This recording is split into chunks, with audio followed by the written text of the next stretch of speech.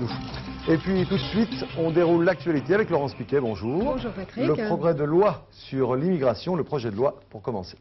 En effet, bonjour à tous. C'est le dossier de l'immigration qui a en effet occupé ce matin l'essentiel du Conseil des ministres. Deux projets de loi présentés, celui d'Elisabeth Guigou et celui de Jean-Pierre Chevènement. Le contenu de ces textes détaillé par Florence Bouquia. Des objectifs du projet de loi, faciliter la vie quotidienne de certaines catégories d'étrangers.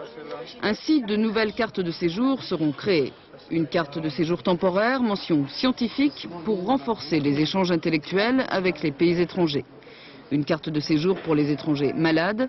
Enfin, une carte de séjour, mention situation personnelle et familiale, pour les cas auxquels on reconnaît le droit de vivre en famille.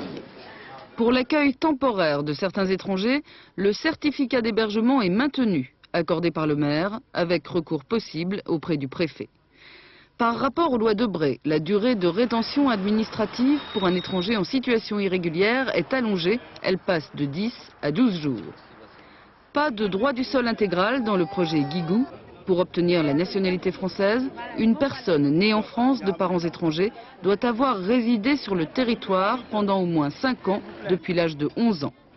Enfin, tout mineur né en France peut demander la nationalité française par simple déclaration dès l'âge de 16 ans. Et ce matin, Jacques Chirac a émis des réserves sur ces deux projets de loi lors du Conseil des ministres. À noter également que la loi sur les 35 heures